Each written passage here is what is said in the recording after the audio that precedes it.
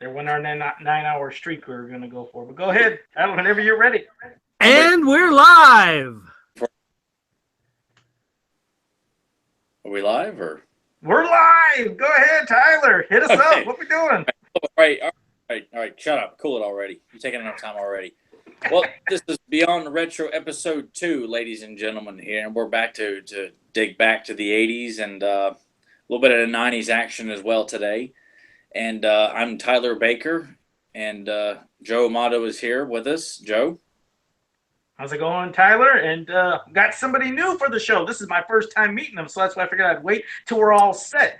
I seen them before we started, but I was like, no, I'm going to wait for the introductions that Tyler will do between us all here. So who's our new member?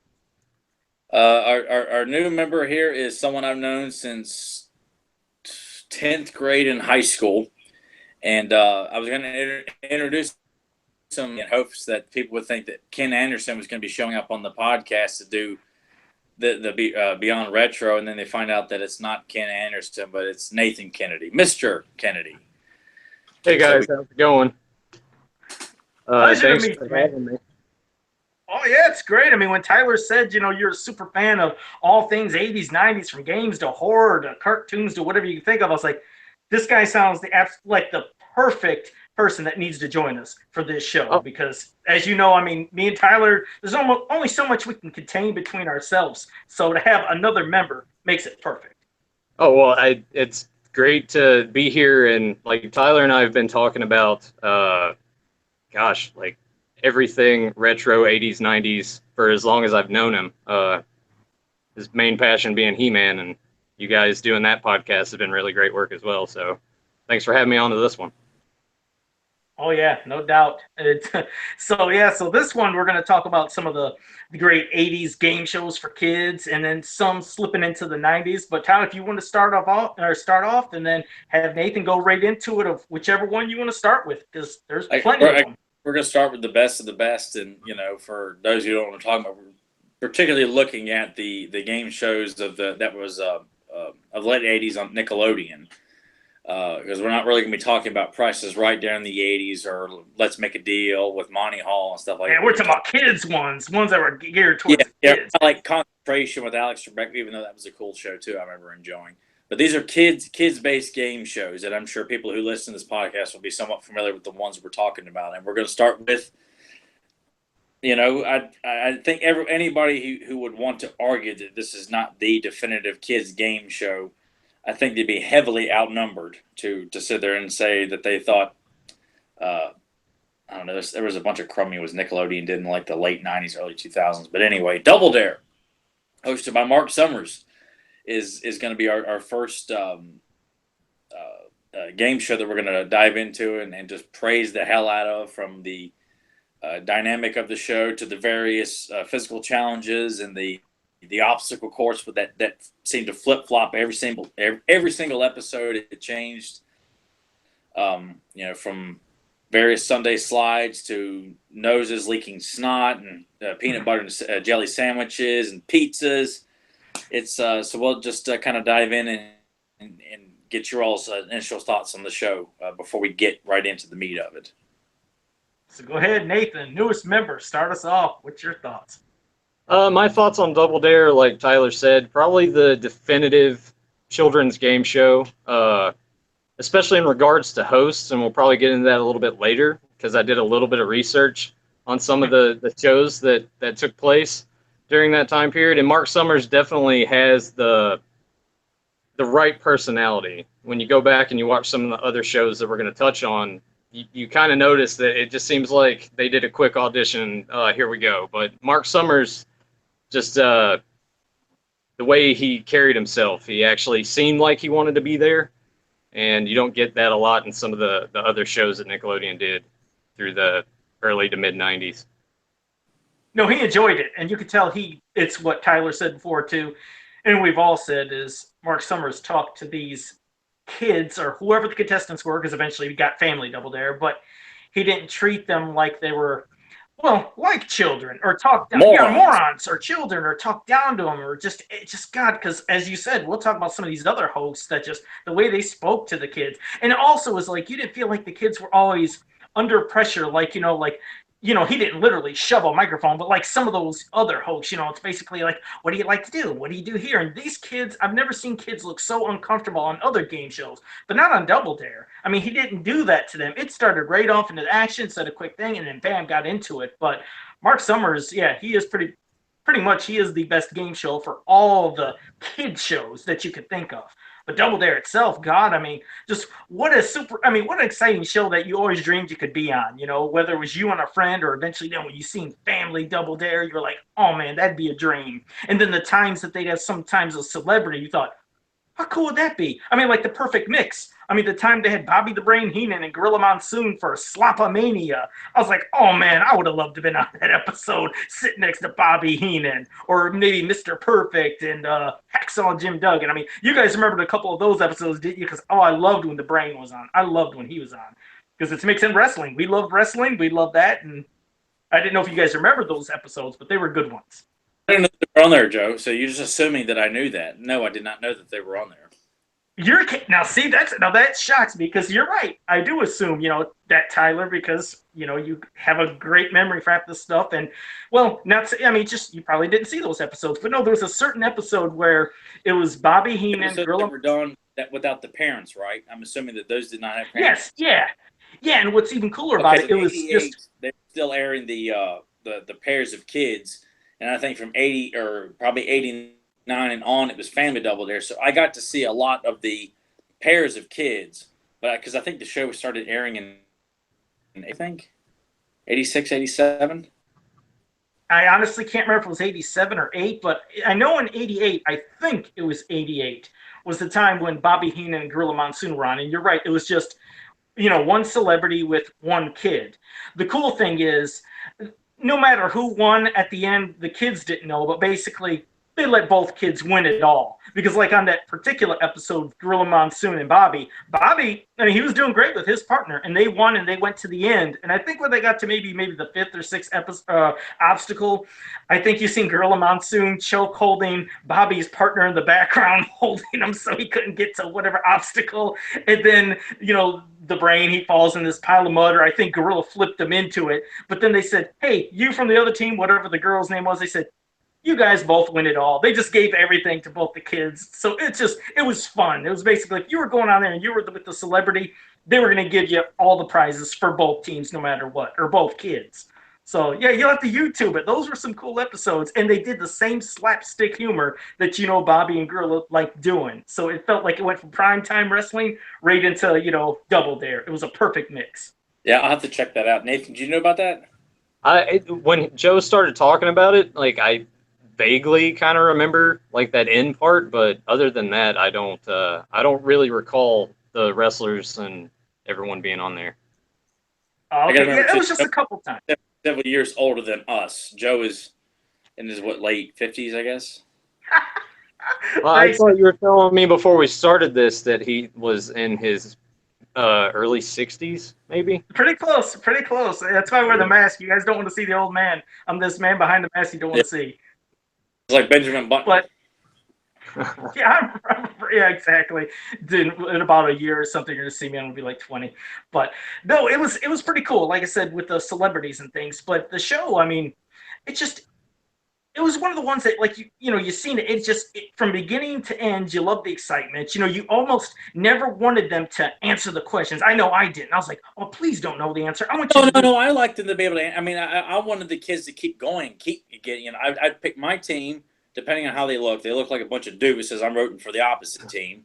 But I'd pick one team. I'd want them to. I didn't want always the physical. Of course, if they had to accept that physical challenge where they had to take an orange, Nerf ball and soak it in orange juice and then squeeze it and run over to your partner and squeeze it in the top of their head, and you got to get it above the line here. 30 seconds is to watch it as a kid, you're thinking how the hell can you not do this? Do you watch this as an adult? I imagine this extremely stressful on a child.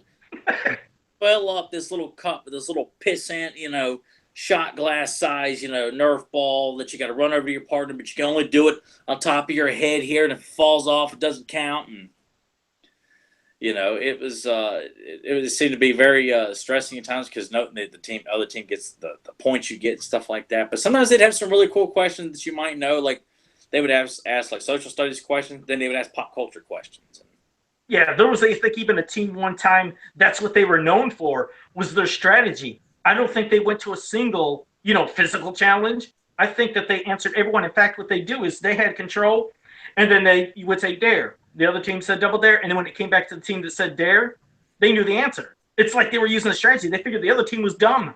And so the other, Which team are you talking about? There was so many shows. You have a specific team like the. I'm terrible with remembering names. Like, Goobers. yeah, like when you have the Brainbusters and the whatever else.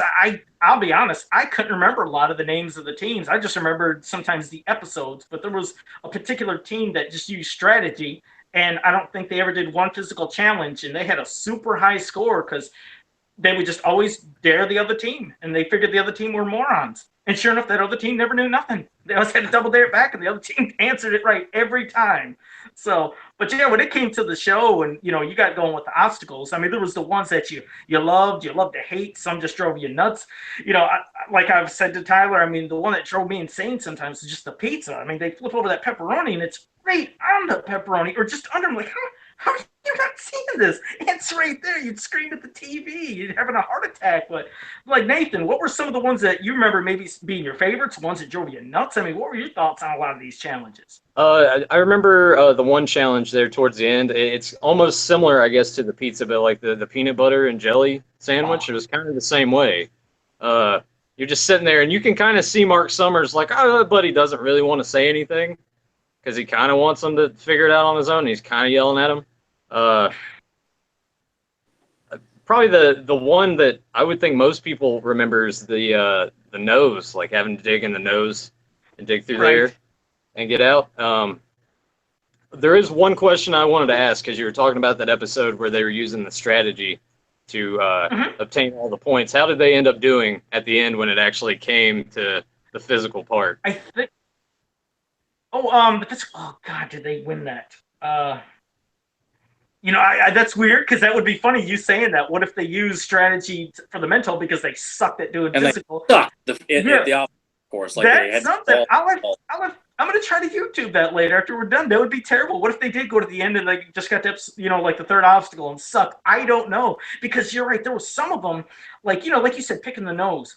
I liked it, obviously, when the kids would get down there and quickly looked under, and you could sometimes, they knew it was right there on the edge or this corner, but then you get some of these people that just blindly shove their hands up, and they wouldn't find it. They'd be there for the whole 45, seconds. Like if they got there with 45 seconds left, I was like, would you just stick your head underneath and see if you can look up that nose? Instead, they're just putting their hands in blindly, and they never. Oh God, the pick in the nose. I mean, now that you reminded me on that, I think I might have hated that more than the pepperoni pizza, just because they wouldn't look up. I'm like, look up.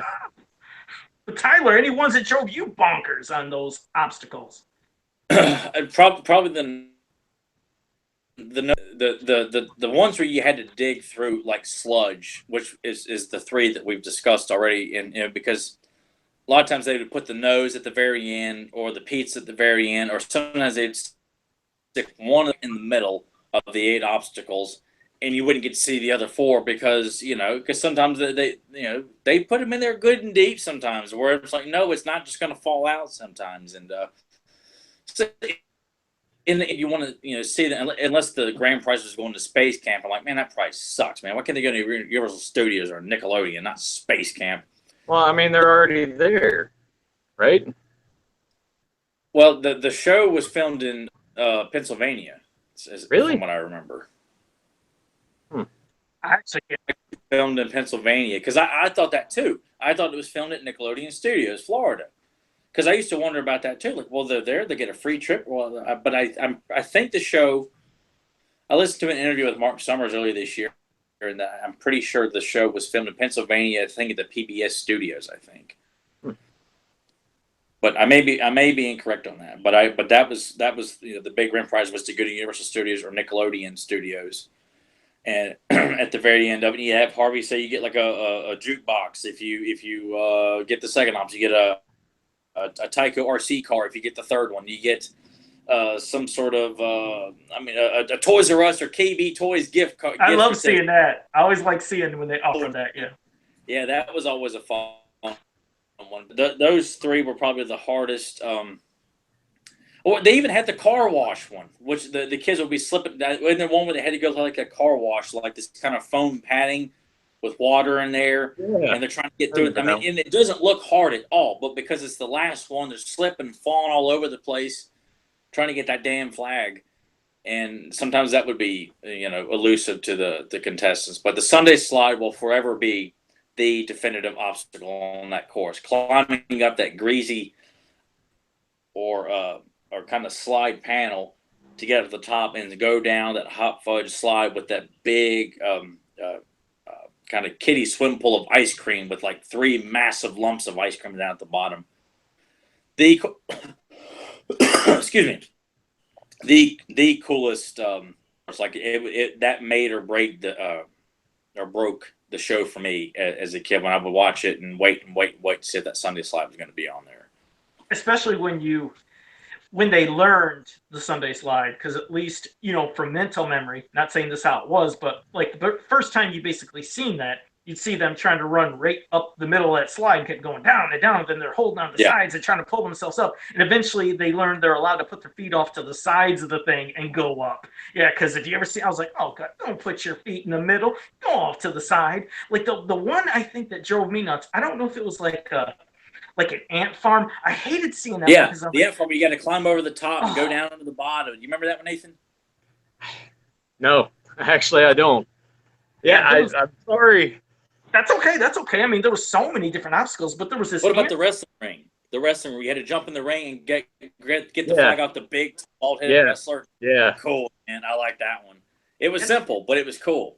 Yeah, they had cool ones, but then they had ones that just you felt like, because I always wanted to see them obviously go to the end and win everything. And when they would hit some of those obstacles that looked like they'd slow them up, like the ant farm, and this other one was similar. It was one where you had to go up, I think, I don't know, a ladder, jump down a chute, pull a rope, and a bell would have a flag come down. Then you had to go back. Yeah, you had to go up another ladder, go down the chute. I'm like, God, this is going to take them 15 seconds. Is that the one, something called, because all the obstacle courses, like every obstacle had like a name for it, and I the one that like had to ring like 3 different bells. Oh, what was that one? Yeah, wait, there was something like that. I think they had to go from one to the other and wait for the flag, and then sometimes they just never seen it, never pulled hard that one, enough. and you had the soda fountain. You had to step on the button and have like orange soda, grape soda, or like another soda fall in, and you had to get the one with the flag that would come out. You guys remember that one? Yep, I remember that one. I mean, there was a ton of different. The dog food one. We forgot about the messy one. About the dog food. You had to go through the dog door and dig through that sludge of dog food trying to find that flag. And then that's another they barely ever found. Yeah, they rarely ever found. Real quick, I want to say in the chat. That actually might be tougher than the picking the nose one because that you couldn't see. It was just blindly digging around in there. Oh, and speaking of that, I think in the early ones, and I don't think this kept going because, there was a lot of them they took off. Some because they were just so difficult or annoying, others that were dangerous. But do you remember the one where they ran and it was like an hourglass that started dropping balls into a pit? Oh, yes. Already? Oh, that one was cool. I remember that one. Because it was... Do you remember that one? That one, it's vaguely remembered. To me, I mostly just remember like the pizza, the sandwich, the nose picking, the Sunday slide, and a couple others you mentioned. But there's some of them you guys are bringing up now. I'm just kind of like, What about like the hamster wheel? You had to get on that wheel. Yeah. And the flag. Yeah, I remember that. And that was the last thing. Yeah, they always try to save that for last, and you better have one of the last ones they would do on there. Yeah, but you pretty much. I can't believe you remember that ball. I completely forgot about the hourglass ball pick because that was the first. They tell them to jump in, and they would sink down to the bottom, and that massive hourglass full of like this plastic balls, like in a ball pit, come out the bottom and have to grab them. Oh, that was cool, man. Well, there was 2. There was the one where you jumped in the balls that you came down a door. Then there's the other where there was these balls that were in a pit. You had to run up to it, and as you came up to it, these balls would start falling, and it made it worse for when you're digging trying to find the flag. It was 2 different ball ones. There was the giant one, like it was the gumball machine. I think that's the one you're thinking of. You jumped into the gumball. Yeah, so it was the gumball machine and then this goofy hourglass. But the hourglass was so annoying because you had the flag hidden in the balls, but when you started going up there, it was just emptying more and more balls on you and made it worse and just sucked the time away. But I was going to say real quick, I wanted to acknowledge in the chat room, we have Eric Amon. He said the show was first filmed in Pennsylvania at first, but in 1989 moved production filming to Florida. So thank you for that, Eric. Appreciate it. Well, because I thought that too, and then I heard Mark Summers. Yes, I'm glad he clarified that. So we both right and wrong there. Yep. And then also, Eric said, man, he says, I love that show, but you guys remember way more than I do. He said, I wish they had a show like that on today. He said, my 8-year-old would undoubtedly love it. And that's funny. That's so it's on YouTube. It's on YouTube right now, bud. Well, it is, but, I agree with Eric. It's something we were going to talk about, too. That's what sucks. Nowadays, there's nothing for kids that are fun like this. It's like, what happened? Me and Tyler kept saying, bring back Double Dare the way it used to be. Not some of this. Because what did you say, Tyler? A couple years ago, they did this fun thing at Universal Studios that sucked, or one night, or some garbage. What was that? Well, no. Mark Summers came back for like a reunion special, I think, last year. It was airing like on a Friday night on Nickelodeon. It was just like a one night only special. I don't know what the purpose was for it. Maybe it was to see if there was an audience for it. Or maybe someone at Nickelodeon got nostalgic and just wanted to bring Mark back to do like a commemorative episode. But, I that's about all they did. And then they did Double Dare 2000 with this, D minus host, and I saw the host, took a glance at the show. I'm like, this does not have the magic of Mark Summers. And I was not interested in it. I just,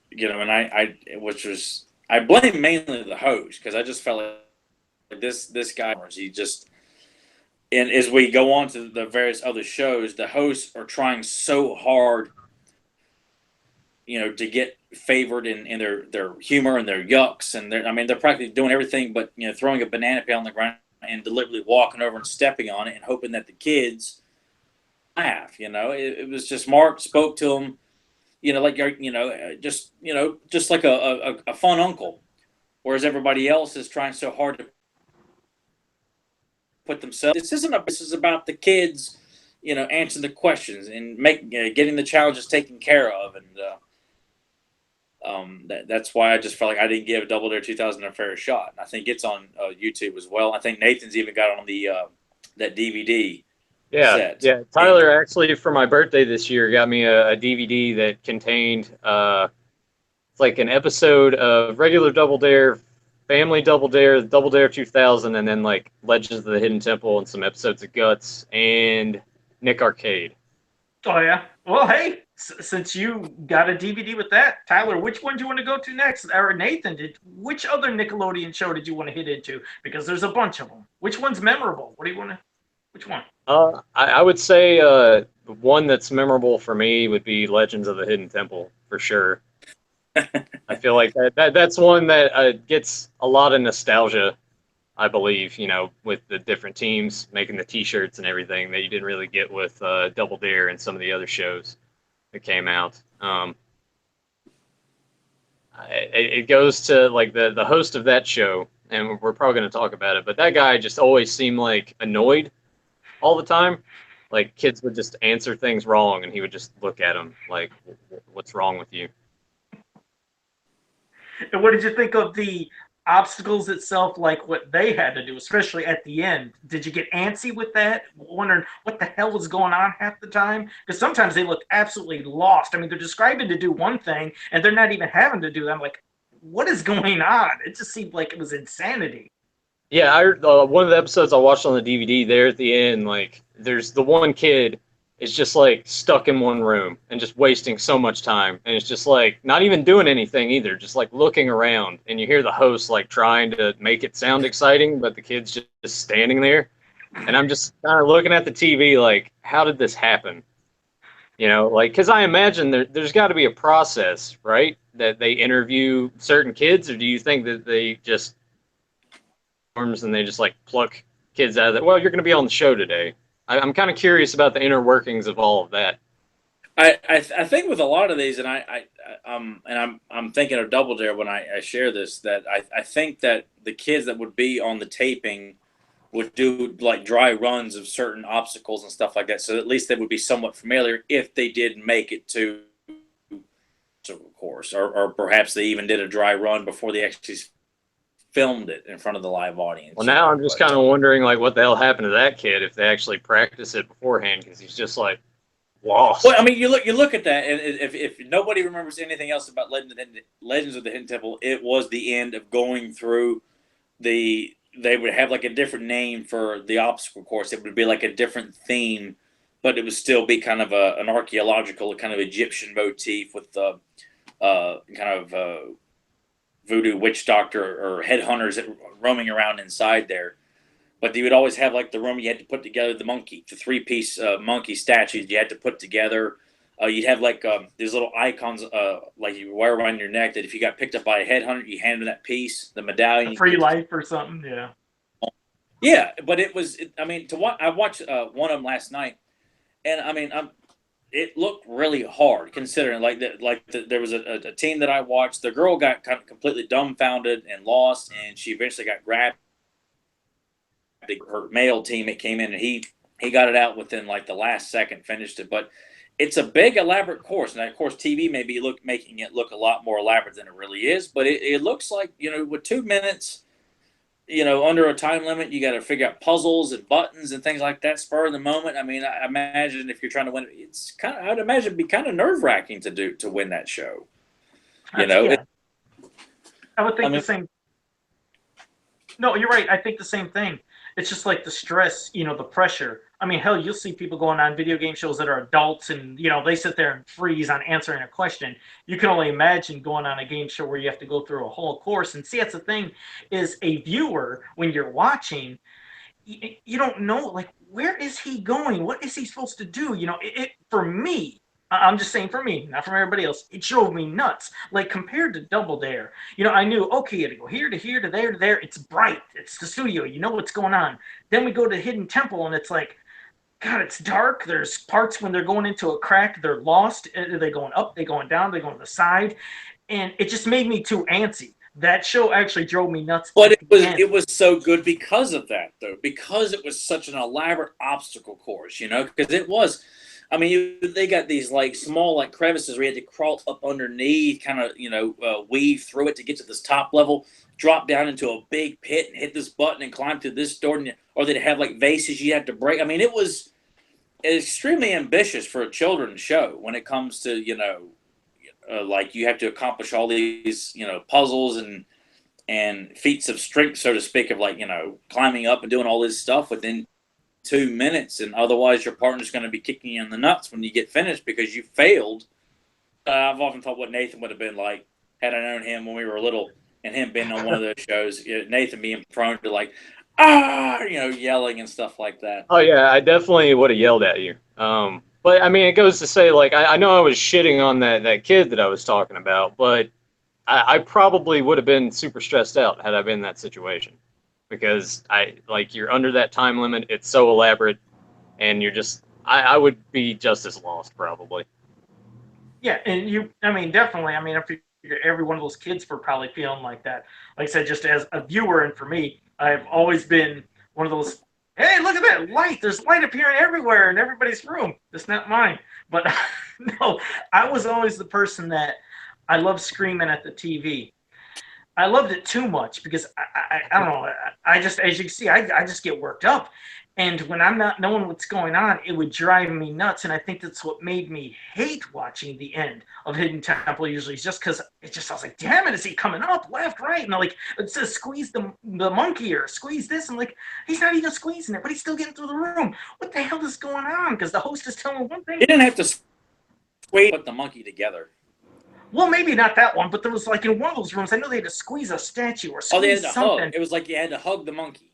Yeah, and then did you notice? And in some of these times, they didn't even have to. They didn't have to hug it. They hit a button and went through. I'm like, well, the host is saying one thing that they're supposed to do, and they didn't have to do it. I'm like, Nathan says the guy was like a manic depressive. He probably just, he's probably doing cocaine and stuff like that before he came out and filmed, but because he's dealing with all these moron kids. Well, remember that, because there's definitely hosts we're going to talk about later. This guy I'm going to have fun talking about. There's one host later I'm convinced is on drugs for one of these video game shows. Yeah, he definitely was. Yeah, they weren't thinking of it. He definitely was a cokehead, as the top man would call him. Yeah, so, yeah. But Hidden Temple, like I said, fun, but out of, let me think. Now, I don't know all the Nickelodeon ones we're going to talk about, but so far, that's my least favorite out of all the Nickelodeon game shows. But if we mention this one other, because I don't know if Tyler's going to bring it up, there is one that I put below that because I never found no entertainment into that show at all. But we'll see if Tyler brings it up. Okay, I'm thinking I'm guessing this one right, and this was if I'm guessing right, something that both me and Nathan both enjoyed, regardless of some stuff in it. And this one did have a few celebrities like Nickelodeon celebrities. Nick Arcade. Oh no, I didn't hate. No. I like. You really didn't like that show?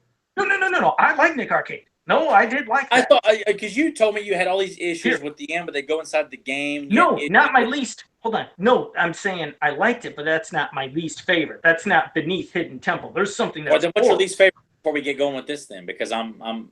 What would you do? I just did not find that. That wasn't a game show though. Oh well, I thought you said you were going to talk about what would you do. Well, because it was Mark Summers related. It was like people coming on there with like crazy talents and. Yeah. Okay. Good. Then we'll ignore that. Fart, the alphabet. And stuff yeah, that was stupid. Go to the wall good. At the end of the show.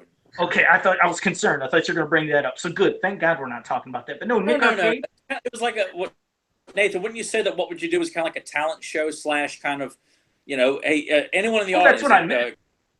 Yeah, well, it wasn't like a traditional game show though.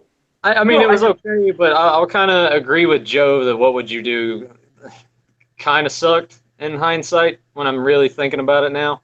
It wasn't that good. The Double Dare, I will say that. I'm not going to say that, but it wasn't something I made sure I made a point to sit down and watch, but it was always in that lineup on the weekends, like on Saturday and Sunday evenings around like 4 or 5 o'clock. They'd play like What Would You Do and then Double Dare in the middle of Salute Your Shorts or something like that. So I enjoyed it. It was a good time filler, and sometimes it was fun, but no, it was, I almost say that. Well, no, I really can't say Guts was less liked because I enjoyed Guts. I just hated Mike O'Malley and, some of that stuff, the host on the show and stuff like that. But What Would You Do? No, it's not I wasn't even going to mention that one because I just never think of that as a quintessential Nickelodeon game show, so to speak. Well, good. Thank God. I thought you were going to. But no, Nick Arcade. No, Nick Arcade. No, you're right. See, in comparison to a show we're going to talk about later, see, I was a super gamer. And Tyler was like, here we go. Here comes Joe and his damn video game. Story about how I got my Spider-Man jacket from 1992. Shut up. I'm not going to bring up about Joe puts on his Mr. Rogers jacket and feeds the fish. Put a pipe through the hole of my Jason mask right here as I'm talking. But no. Thoughts here, and you got like a nice big bubble above Joe's head reflecting the memories of little Joe. Like I said, I was a super gamer, so when I seen these, what you want to say, made for that game show games, to where the interaction, like at the beginning, playing a game where they have to blast these meteors coming, and then sometimes I'm like, that was a cool. I always enjoyed that though. I hated it because I was like, he shot that, and it never acknowledged it. So it drove me nuts that they play these mock-up games to where the interaction sucked. But I loved when after they're going down, picking, you want to go left, right, up, down, and then bam, they landed on the part where they play a video game, and they had a choice of a Genesis, Super Nintendo, TurboGrafx, whatever. I was like, now this is fun. They're playing a real video game. They didn't. They designed the game. What's that? No. It's called the Video Challenge, and they had like 8 games to choose from, and they would just tell them, Ghosts and Goblins, Air Raiders, or Super Ghouls and Ghosts, or not Ghosts and Goblins, Super Ghouls and Ghosts. That's what it was. Yeah. What happened? I just said that's what I said. I liked when they played. You didn't. You said like they're going to play Sega. They're going to play Nintendo. They're going to play the Atari S6. I meant. Those were options of systems. Okay, let me say the specific games. They got to play Super Castlevania. They got to play, Kid Nicky. They got to play Bonk on TurboGrafx. Is that better, you twit? So anyways. Yeah, by the way, Nathan, do you like Kid Chameleon?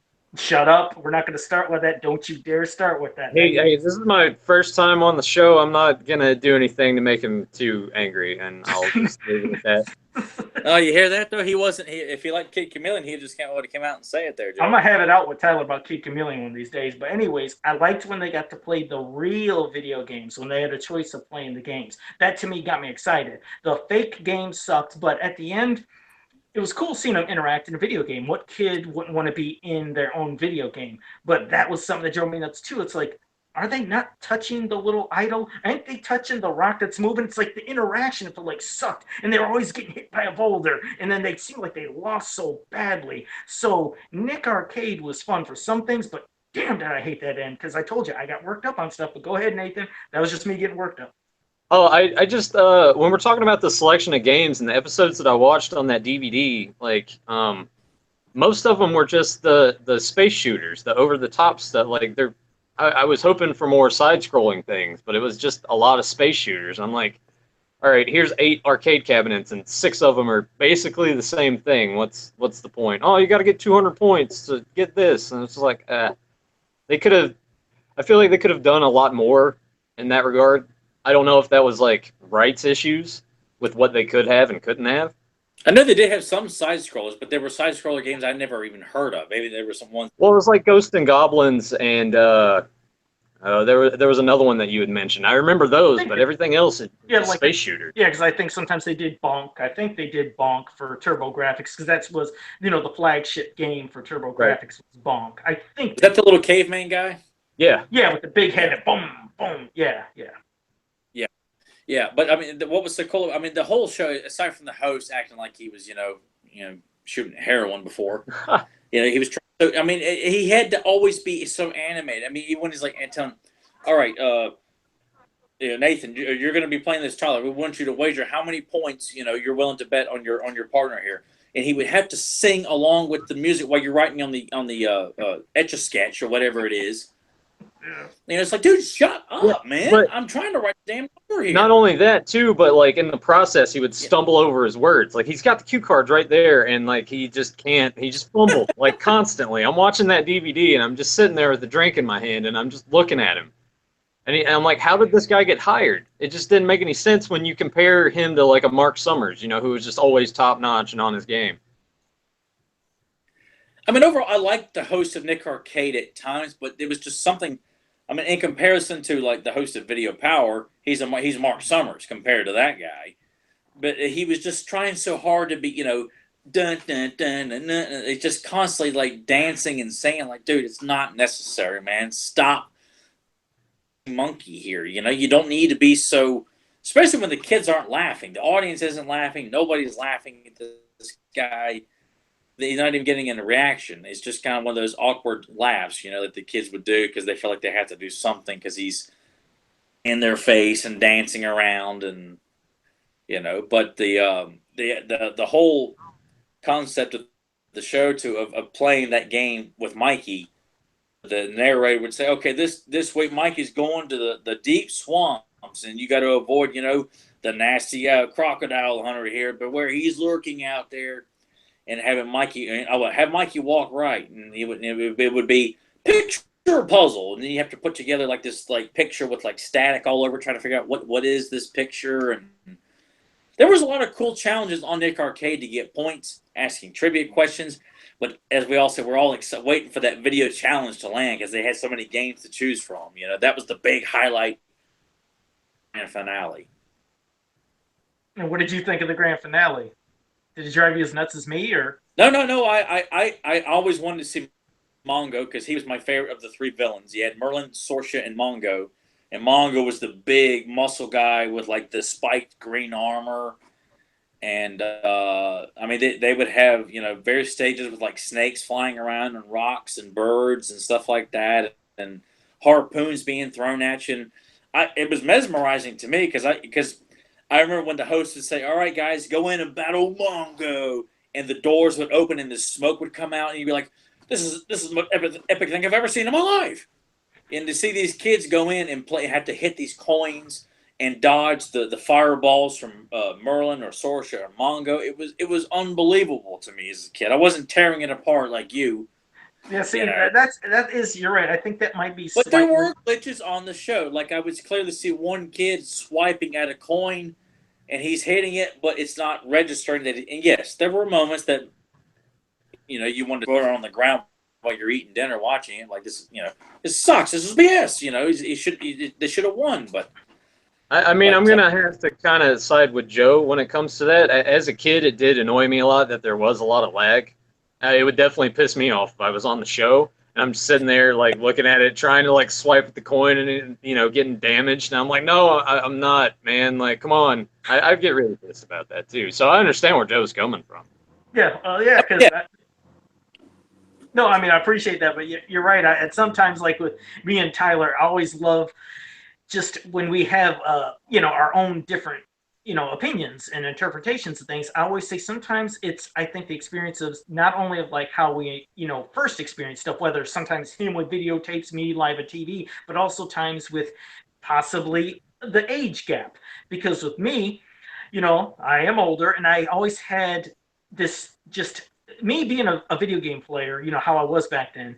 I always realized patterns. I understood I would do this, and I'm touching this. So when I'm seeing something, when there's interaction not happening, my crazy, insane video game player brain's going off like, why is that not working? I could picture me playing a video game, and if I'm touching that damn coin and the coin's not working, I'm going nuts. So I'm seeing it in life, in real form, and it's driving me bananas. But I know maybe when Tyler, he's slightly younger, sure, he just might be more having a rush of, damn, this is a freaking adventure. I'm in a game, and maybe he didn't care. But me, I think it's just my game aspect. I was nuts with that stuff. Like I said, just patterns and things. So there's always differences, but either way, I mean, that was a great show. It was a fantastic. I didn't say I was oblivious to the goofs in the show because No, not saying you were. I'm just saying I wonder if sometimes, possibly, just inherently, maybe just how it was. You were younger, I was older. Maybe you just really didn't care. You were much them, more fun than I was when the show was on. Is that what you're trying to say, Joe?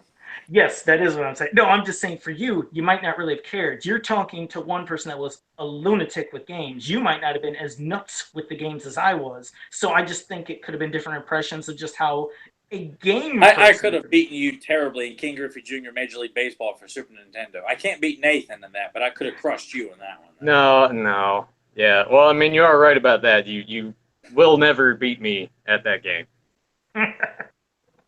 But no, I mean, like I said, I never, as much as I rented games as a child and played them religiously as a child, I would never have considered myself super hardcore because I was also into comic books and action figures and still collecting He-Man, Thundercats, and G.I. Joe, Turtles, and so forth. Movies, watching, games. It was all kind of part of this big puzzle for me. Whereas obviously, I think with Joe,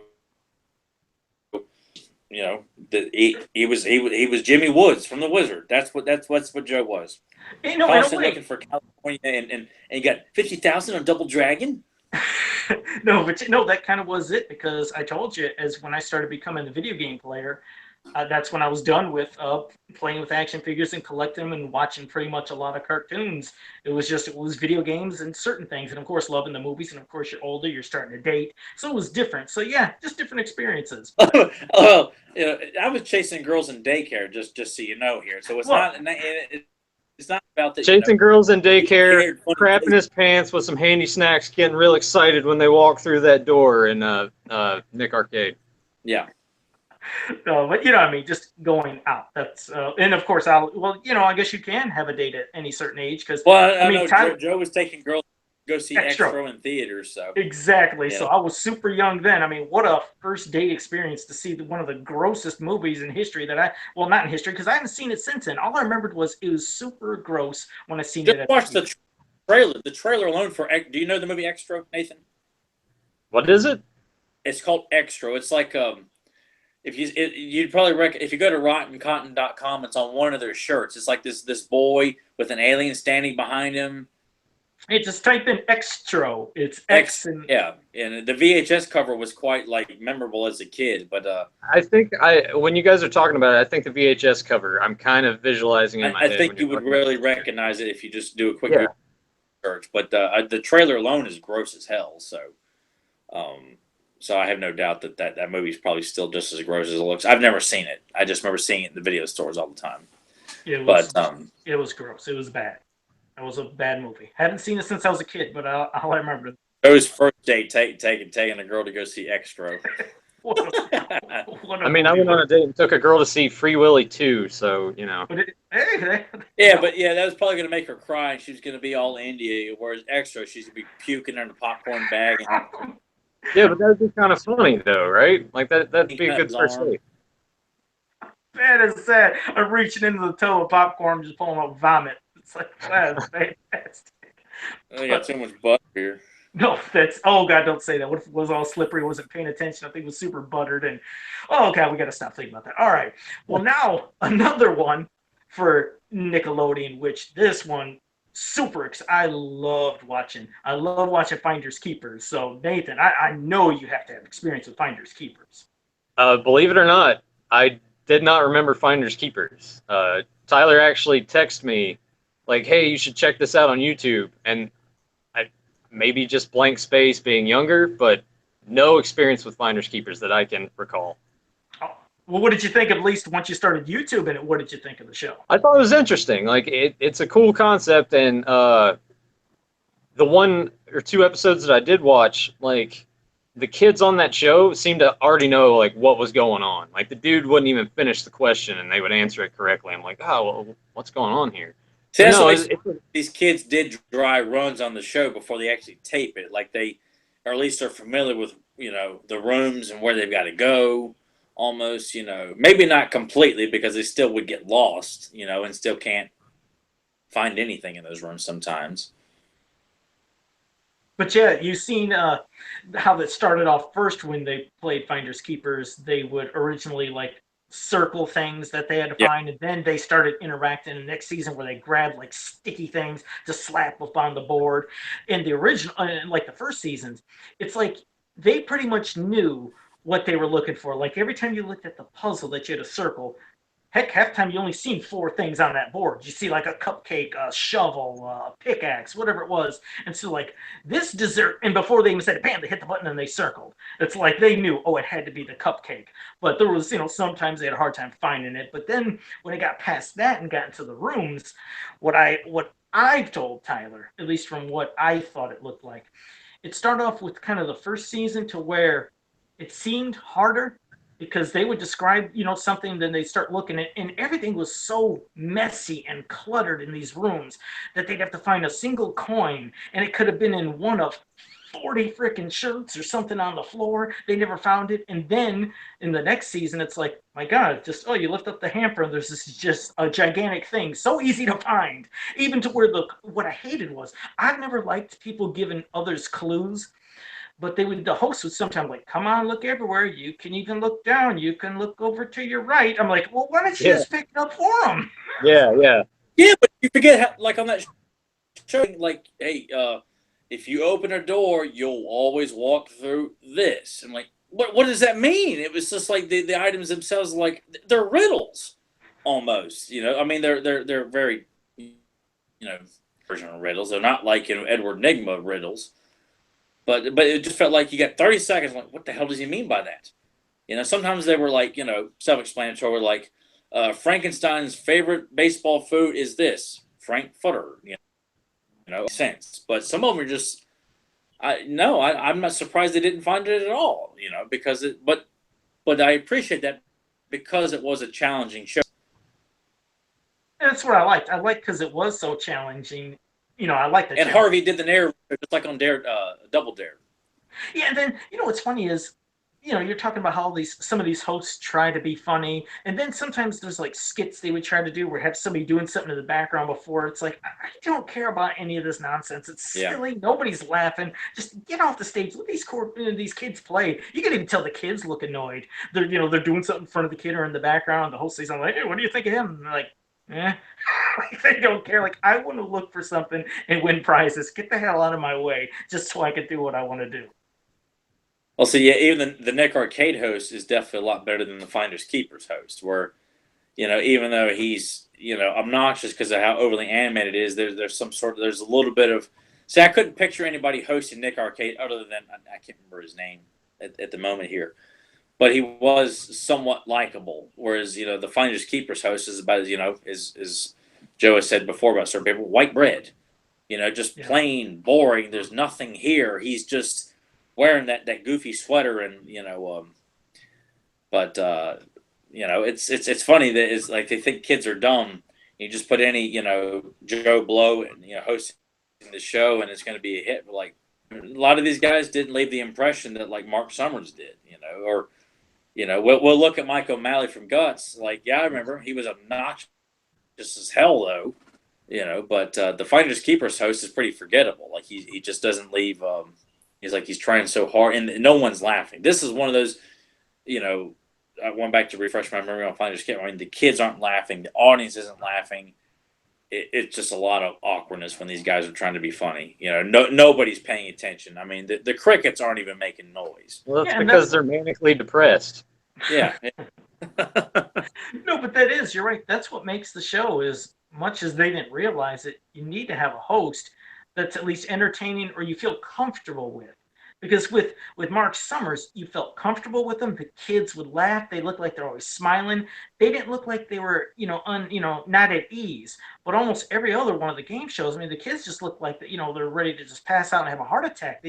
They looked uncomfortable. They looked stressed. And these hosts weren't helping at all with their idiotic jokes and their sidekicks doing something or fumbling through their words and just confusing them. It just, that a host makes a show too. And I think maybe that was the reason a lot of these things just went away, quickly. But with Finders Keepers, real quick, that's it gave me the same feel, but I liked it better. But like when we were talking about Hidden Temple, with going from this room to that room, I remembered watching them run, like when they're at the end, and maybe they'd have to go to this room, then they had to go downstairs, and then they had to go over here, and then they go back upstairs. Like, oh my God, they're never going to do it in whatever time they have. They have to run through all these rooms. You felt like this is never going to happen. I always hated seeing when they went down, up. Remember how, like, in some of the later seasons, they're like, bathroom, kitchen, here, what a bakery. They're showing all the lights and orders, like, oh man, they're going up and down at least 3 times. This is never going to happen.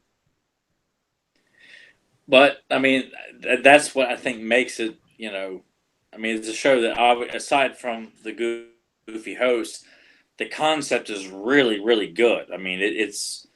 I mean, I feel like a lot of these shows could still be used today. I mean, Double Dare could still be done today. I think Nick Arcade, especially with video games and gaming being as popular as it is today, it seems like it would be a staple on modern Nickelodeon TV. But now they're too busy doing, trying to be, the Disney Channel, light.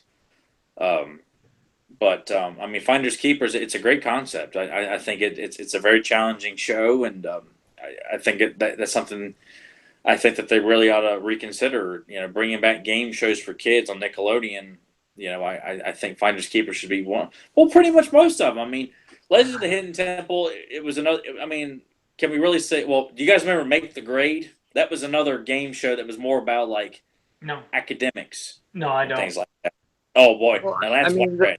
Well, they have Are You Smarter Than a Fifth Grader? So I guess they did kind of bring that back, right? When you got Jeff Foxworthy and the rest of the Blue Collar Comedy Tour associated with that show, it's just like no one gives a rat's ass about this show.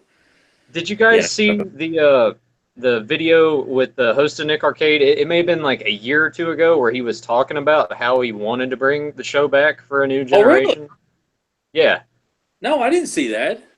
Yeah, you guys should look that up on YouTube. He was at a convention doing like a signing, I believe, and someone did an interview with him from a gaming website, and he talked about how he was working with some production company at the time, and he was going to try to bring the show back. Because like you said, gaming with as popular as it is, it would definitely work today, and they could improve upon like the ending now, and Joe and I wouldn't get so mad when they're grasping at the coins and not getting them. So since all the games maybe nowadays. Happen. Yeah, you're right. Since they do have interaction with actual video games nowadays, I'm sure they should be able to nail that now to where it wouldn't be as sensitive where it screws up. You figure if you're touching it, it's gonna work. So that would be great. I mean, I'd love to see Nick Arcade, Double Dare come back. The only one that I never watched a lot that I'm sure this is pretty much the last Nick channel game show was when Tyler talks about Guts. I'll be honest, I don't remember a lot of episodes. I had to have Tyler talk a little bit about it until I started remembering. But Nathan, did you remember Guts? Because what was that? Was that like combining a bunch of different? What was that? Guts was basically a competition show. 3 kids would go through various events and earn a certain amount of points. And at the end, they go to the Aggro Crag, which I'm sure a lot of people, aside from Joe, apparently know about. Just the big structure that you got to climb up. And if I'm not mistaken, Tyler, there was also like a penalty at the end. Like the kids would have to start at different times? Like the one in the lead would get to go first, or did they all go at the same time? No, there were some penalties. I remember where like, I think someone with a higher score was allowed like a 10-second head start. I forget the specifics of it, but yeah, there were some head starts allowed for some of the contestants due to I forgot what it was something that they would rack up throughout the show through the various events and Was certain it like like a mountain or something in a certain the way? aggro crag. Okay, I just couldn't remember how Yeah, it. there would be like big foam rocks and confetti being blown up in your face, and Did they have to get something at the top I mean of it it? looked really really cool. And you had to get to the top of the mountain and hit the button to signify that you were the first one up there. But a lot of times it didn't matter. You could be, hitting number one, first place in all these various events. I mean, there were like these kind of rope wire events you had to crawl through, and I mean, it was another cool concept. But then you have Mike O'Malley's trying to act all thug life and rapperish, just like, dude, come on, we're not all us kids are not rappers and aspiring to be rappers. Don't be acting like you're from the streets, Mike O'Malley. So, Was Well, that how he basically, acted? I can't remember. oh, sorry, But Joe. No, you're fine. I was like, I just didn't remember it. That's why I was curious, your thoughts, because I just don't remember the show that well. Mike O'Malley, like the thing that I remember most, and it on the DVDs was even more evident, is just he's like this the entire time. yeah, he's all about getting in front of that camera. Yeah, And not only doing that, but like yelling. And it's just like, sensory overload. yeah. God, yeah, But yeah. it was a really cool show. Then all these shows we talked about. I mean, I would watch religiously as a kid. Double Dare was always my favorite. Nick Arcade probably would have been I mean, if not tied for first, the close second because I love Nick Arcade.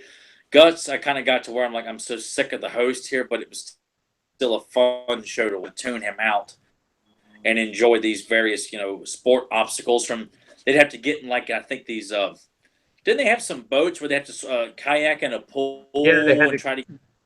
yeah, they had to kayak across the pool, and they would have like jets that were coming through from the sides. And you see these kids, and they're just like struggling and running out of breath, and the time runs out, and they're just kind of like there in the middle of the pool, and the adults that are in there with them, like waist high, are just like have to come and grab them, and the kid just looks like they're about to cry. It's pretty awesome. Wow. Yeah, that one just it doesn't. Yeah, I guess I didn't watch it a lot. If I did, it was just maybe just every once in a while. Yeah, that one does Well, not you were too resonate. busy taking girls out to the movies by that point, so Yeah. Well, yeah, but yeah, so it didn't resonate. But this last one, I'm praying, I'm crossing my fingers, Nathan, that you watch it. Please, for the love of God, tell me this is one that has nothing to do with Nickelodeon. We're talking about Video Power. Did you grow Yes. up one? Oh man, Yes. tell me your thoughts, because me and Tyler and you, I'm sure we can babble about this one. I remember watching it a lot as a kid, especially at the end, and we're gonna get into that. But like just the kids like going through, throwing the games on themselves. I'm just like, I wish I could do that. It was almost like the Toys R Us Shopping spree. but with Yeah. video games. And I'm just like, But they always picked out the worst games. When I watched a couple of episodes a few days ago, earlier this week, the stuff when he's like throwing the games off, I'm like, oh God, why did that kid pick Bayou Billy of all things? You could have had so many other games. So many other games, and that's what you went with. Yeah, and then when they say, like Andre Agassi tennis or some nonsense, like, oh yeah, that's what I want. I want to grab this worthless tennis game or whatever else it was. But yeah, Why would you Yeah. do that? they picked some bad ones. But oh man, that was my show. That was the one I was like, God, I love watching it. All four of them competing, trying to get to the next round. Then it's a two, trying to get to the final round.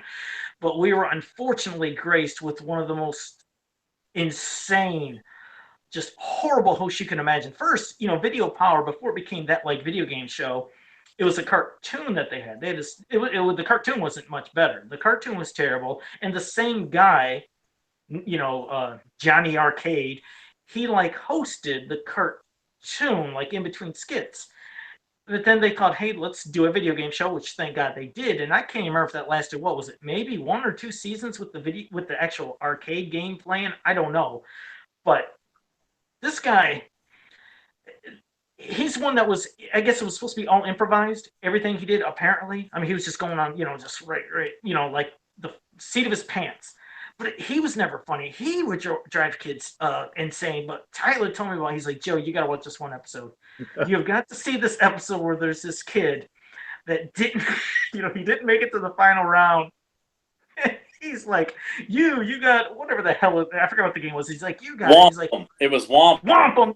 Yeah, because he gave it to the girl. He's like, he gave it to the girl. You got wampum. You happy? Are you happy? And she was smiling. And then went to the other guy, you got wampum. And then the kid is just looking with this most depressed look in the world. He's like, you happy? And then he's like, come on, smile, say yeah. And you see this kid like barely say yeah. And then he pushes him off, and that's Tyler. You gotta go, because when you talk about this next part, oh, it killed me. I watched it like 30 times. I told Nathan. I think this was like 3 or 4 years ago. I told Nathan about this particular episode because I just looked it up to see if I could find it, and I stumbled across was for people who aren't familiar with the show. The show would start out with the kids and the audience asking Johnny Arcade, trivia or questions about how to beat certain things in certain games. I hated that about part. Yeah, because he was always so smug about it. He's like, oh, this and this. And, yeah, I know what you're talking about. Sorry. About one game that they're going to do. And then the second part of the show was they pick 4 kids from the audience and play RoboCop or play Ninja Turtles or play DuckTales or Chip and Dale's Rescue Rangers. And the two out of 4 of the kids would make it to the trivia round. And it was just, if you ever seen the movie The Wizard, that's what this game show was. It was like a game show version of The Wizard. And this kid, he doesn't do well, I guess, because he's like the tallest of all the kids there. He loses. He's wearing like this goofy blue sweater and these like pink. And he looks like he's gonna walk back to his seat in the audience and slit his wrist and just kind of sit there and wait for the show to end and his life as well. And the host is like, hey, come on, man, smile.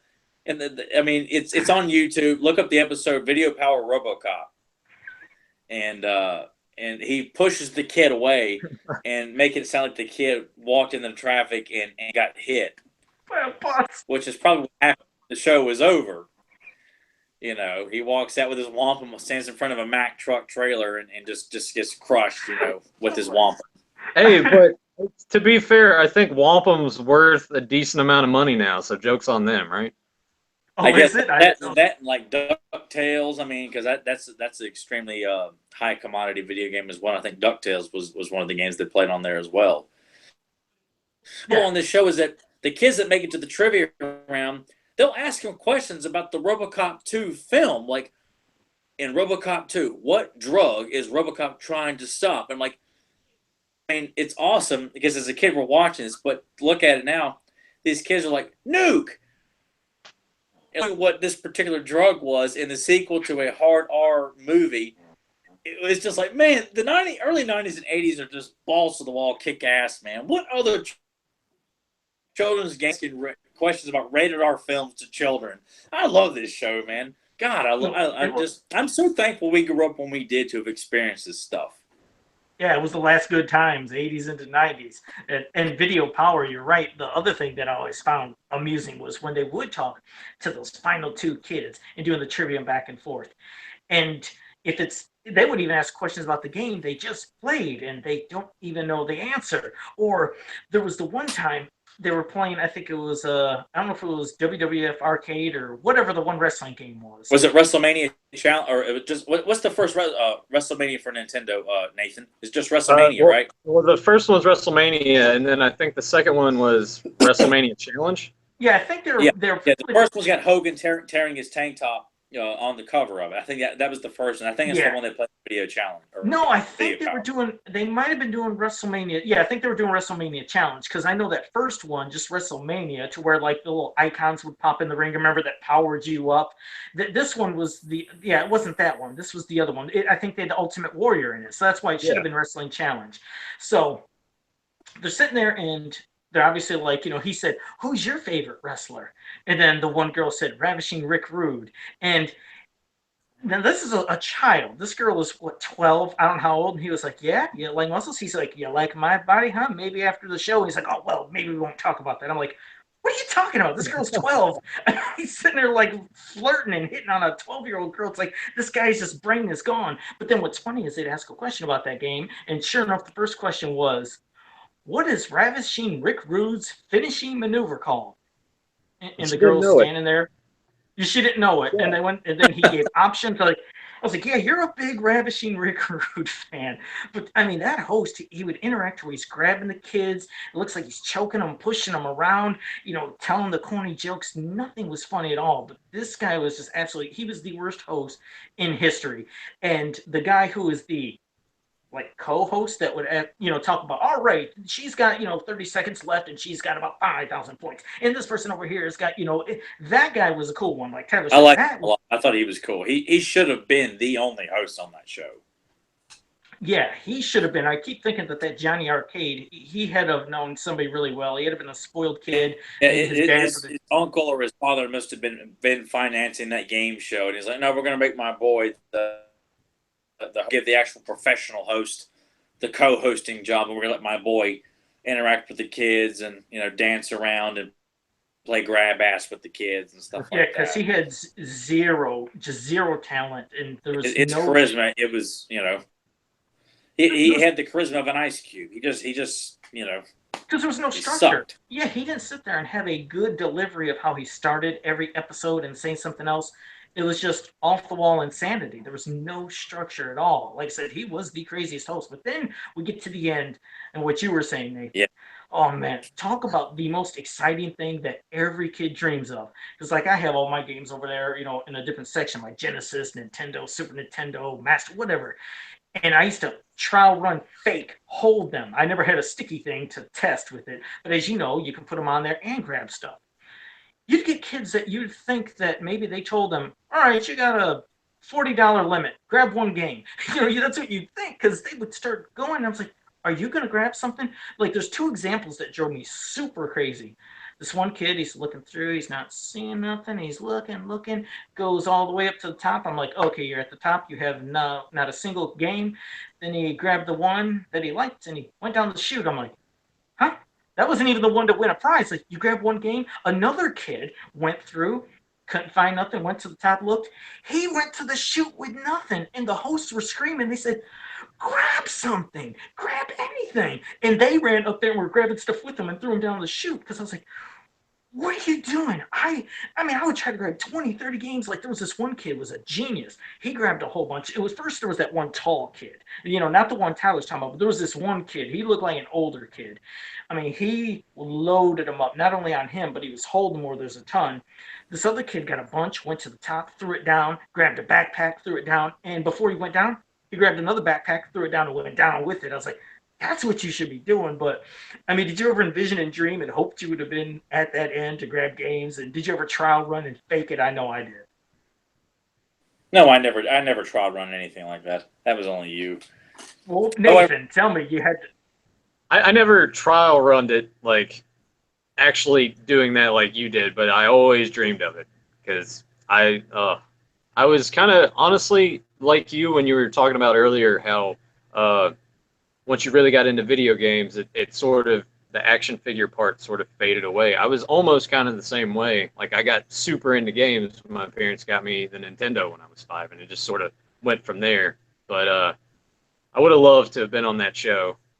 I kind of feel like Johnny Arcade may have pulled those kids to the side before then, and it's like, listen, if you do this, then I'm gonna like kill your mom or something. Maybe I'll play with them there with nothing. Who knows? That's really weird though. Yeah, I mean, for anybody that's listening to us too, yeah, definitely YouTube, video power, and just watch some of these episodes. But you won't believe what you see at the end with them grabbing nothing. Me, like I love seeing that, they could win a 3DO, they could, win a Turbo Graphics and a CD player, and then the Genesis and whatever the hot system was, and they gave you an option of all those games because, as you know, they never played any other system on that show except Nintendo, if I'm not mistaken. They didn't do Genesis or anything else. It was strictly Nintendo, and then they could have a chance to win a Genesis and grab tons of games. But I think didn't yeah, they have that's what Game Boy is like one of the prizes on the show as well? I think they did. Yeah, I think they did offer the Yeah. Game Boy and I don't know. Game Game Boy was Gear. introduced. Yeah, and I think like I said, maybe I'm thinking of one of the the prizes on one of the other shows that we've done because Double Dare offered a wide variety of prizes, stuff like that too. But I want to say I thought in the mall that they had the Game Boy and a lot of other like Nintendo accessories and stuff like that inside and I want to take back what I said earlier. They didn't have 3DO. I was wrong. They offered the Neo Geo as a prize. And remember, that was one system I couldn't afford. And I didn't know if you ever remembered, Nathan, but the Neo Geo, I think the system was close to $800. And each game for Neo Geo was $250 because it was basically like having an arcade board, in a game.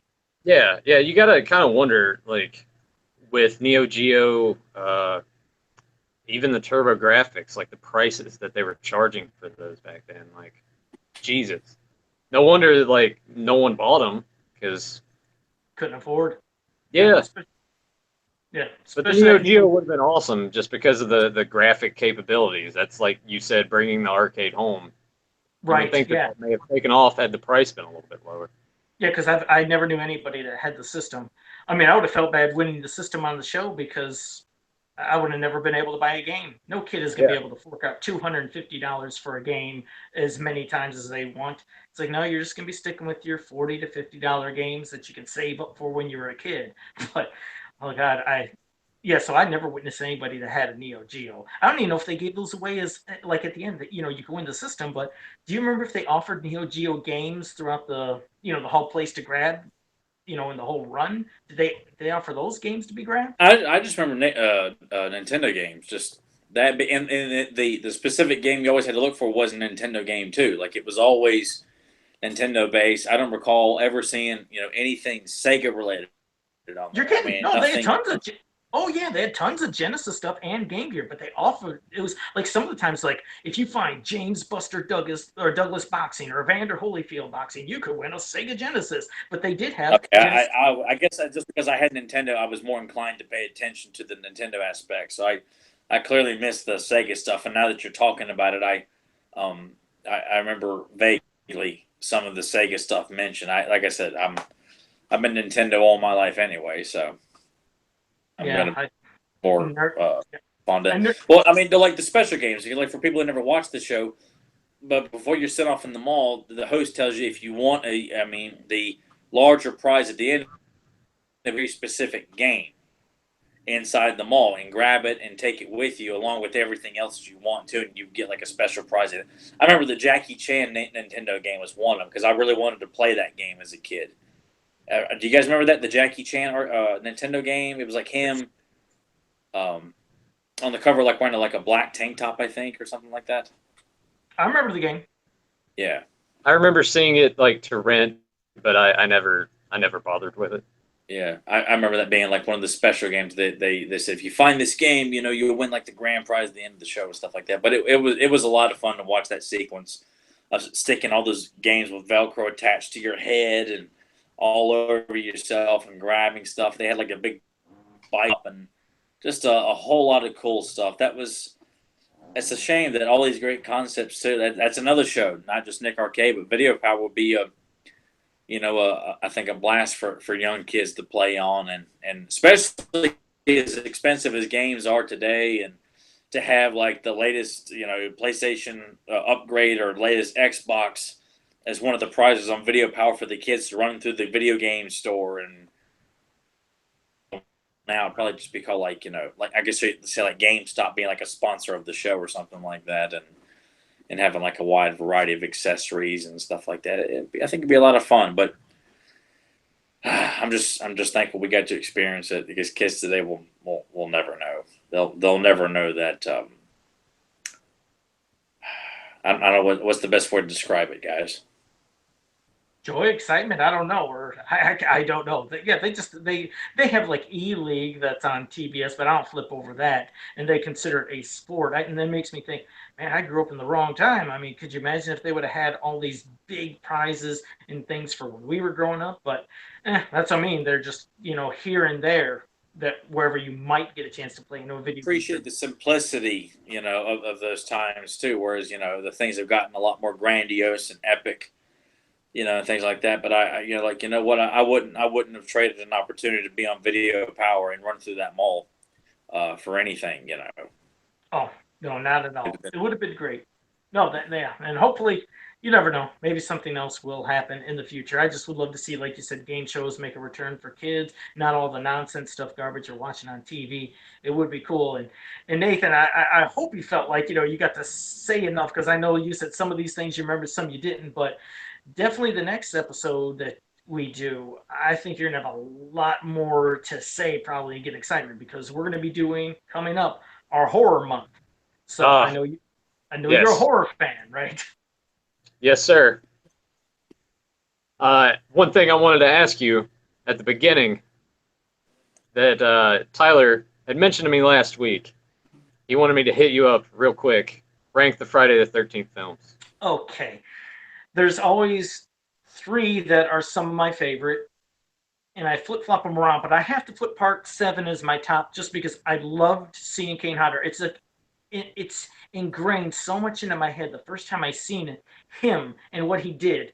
You knew you were in for something special because he brought a kind of like feeling and life to Jason, the way that you never seen him move with almost this heavy breathing, the way he turns his head, then moves, hit one spooky eye, even though we've seen his eyes in other ones, but there's just a portrayal that he did that is memorable. Obviously, it was memorable enough to where it brought him back from part 8, part 9, and then, Jason X.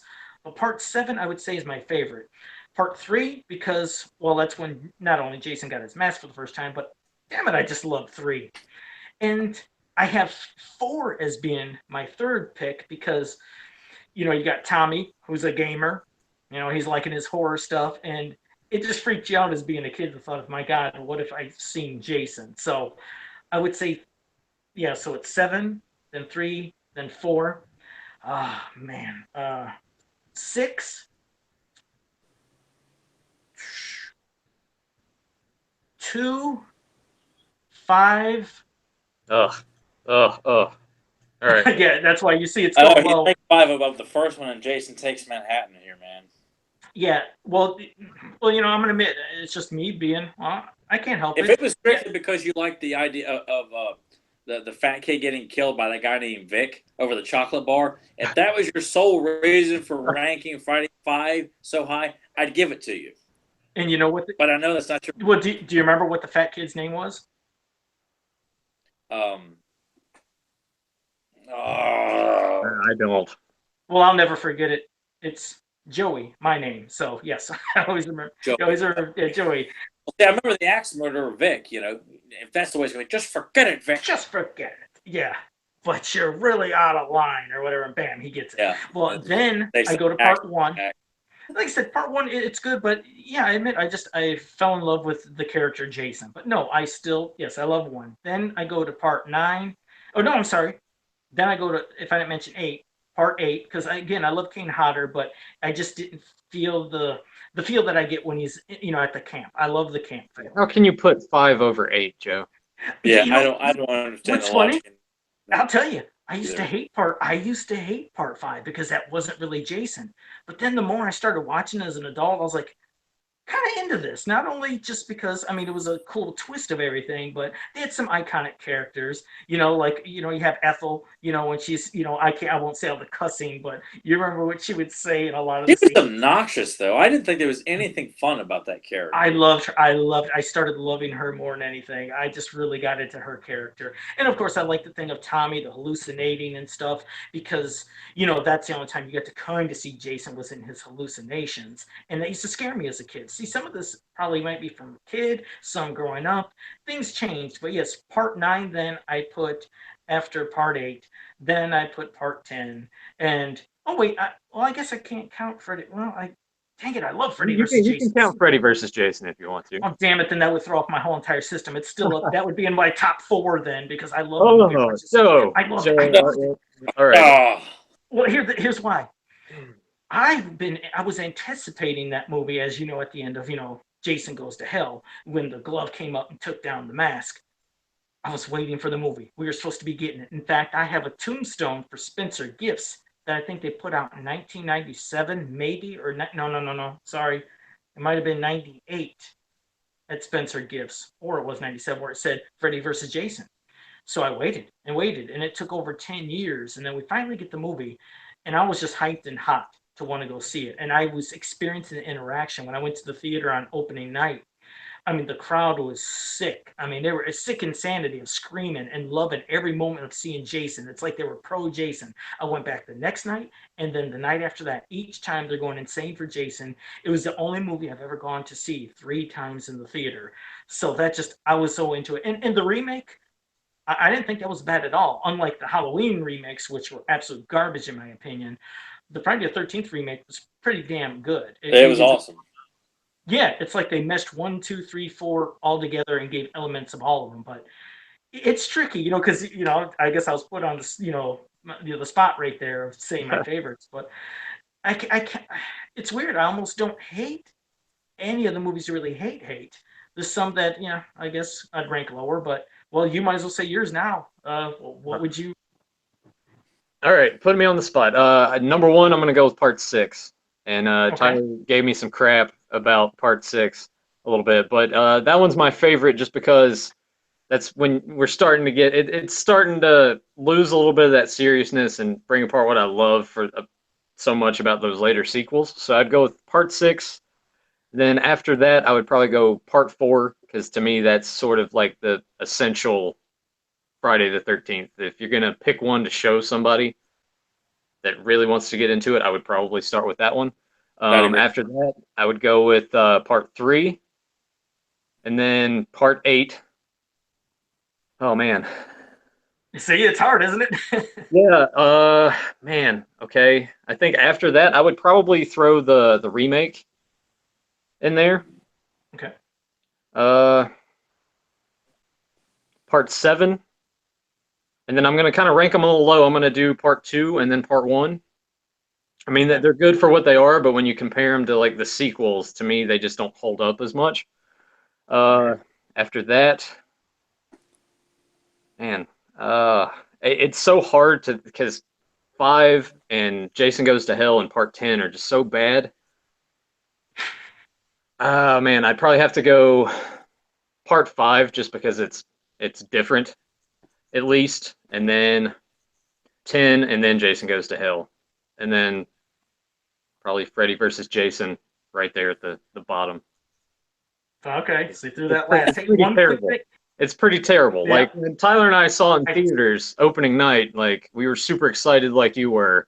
And we left the theater and we were just like, oh yeah, that was really great. And then we went back and watched the second time. It's kind of like, no, I'm not so sure. And then when I got it on DVD, like Kelly Rowland or whatever her name was, just so bad. Every line of dialogue, she's got to shake her head at. And just some of the lines, I'm like, who wrote this? I can admit, I admit the dialogue wasn't that amazing, but it's just me. It was just I always wanted that epic battle, Freddy versus Jason, and I just love seeing. I mean, you waited years to see it happen, and I think that's why I just got into it. The fight they had, I just got so much into it. One quick little thing about trivia, you picked Part 6 as being your favorite, which I do love 6 also, and that's the first time obviously you've seen all the kids at camp, but that was the only one out of the whole series that didn't have any nudity was Part 6. And I always said, hey, every Friday the 13th movie has got nudity. It's got boobs, because I used to always say Hooter alert. I remember always saying that anytime I'd see it in a movie, but 6 didn't have that. I don't know why, but 6 didn't have it. It was a good movie. It had a kid wearing mecha neck PJs from He-Man. And yes, you had the kid at the end wearing mecha neck PJs. But yeah, that's a strange little trivia. I always wondered why they left it out, but either way, yeah, there's all great series, and that's going to be fun when we discuss Friday the 13th coming up in October, along with Halloween and Elm Street. We're going to have some good episodes coming up. Yeah, we got a lot to tackle. We're going to have to kind of break it down into discussing, the franchises and then discussing a particular horror film that's probably not necessarily franchise related or specific of the franchises that we can all agree on that we both like and enjoy and can sit and have a good Friday the 13th Part 4 I think is universally loved by all three of us, is it not? Oh no, definitely. I can't picture even a Friday. Yeah, I kind of feel like that's one we could discuss at great length, not just the series, but we could pick that one. As one to discuss from the Friday series that I think we all have a greater. The Doublemint twins in that movie too. Well, they were super hot. Oh yeah. Man, all the girls in Friday the 13th Part 4 were hot. Yeah, every single one of them. There wasn't even the mom was like, man, I'd given the mom a go too. There wasn't a single except the banana girl. The banana girl who gets in the back of the neck, squeezes the banana. Yeah, I wouldn't given her Are you anything. But, sure though? You said all of them. well, I'm saying that the group. I'm not. I'm specifically saying not the banana hitchhiker. I'm not giving her the time of day. You want her to squeeze your banana. Maybe, yeah, why not? Why not? Yeah, she Just squeezed my banana.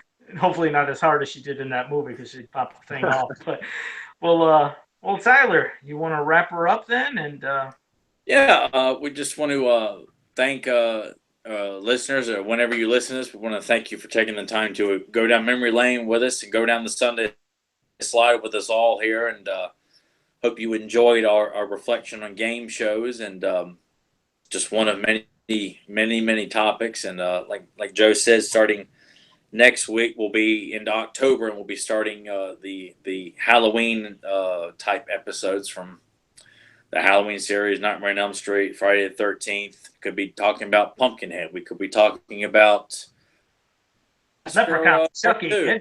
yeah. Slaughter High. Come on, Tyler. Yeah, Slaughter High. High. Who knows what kind of garbage we'll be talking about, but it'll be movies that I think are universal. So I thank Nathan for joining us here for his first episode, and hope you had a blast, Nathan. And we're all on Facebook. If you got any views you want to share with us, check out the Beyond Retro Facebook page, or check us out on Facebook as well. Joe, you got any finishing thoughts? I have no finishing thoughts. I don't even have a catchphrase, nothing like that. But yeah, I do appreciate, like I said, everybody that's watched us live, and those who are going to be listening to us, on iTunes, and of course watching us on YouTube. It was a blast. And Nathan, it's great having you on the show, and yeah, it's good. Like I said, have another voice to shoot back and forth. And like Tyler said, I hope you enjoyed it. And I don't know if you didn't feel like you got a chance to say a whole lot, but like I said, this this has been a lot of fun. It's nice, like just sitting here and conversing with like-minded people, especially once we start getting into the horror stuff. Because I'll probably have a little more to say next time when we start getting into that. Yeah, definitely. Because I mean, with the video game shows, like you said, might not have remembered them all. It was different, but yeah, when we do the horror, I'm certain you're going to have a whole lot to say, and I guess we're going to find out next week then. I'm looking forward to it. It's going to be awesome. All right, so well, it was great. It was a good episode. And Tyler, if you want to just wrap us off and shut us off, and there you go. If you have a closing remark or anything, and then bam.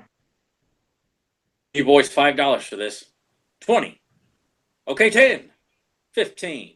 Okay, 15. Wow, I don't know it. Nathan, please tell me you know that. Nathan should know this one.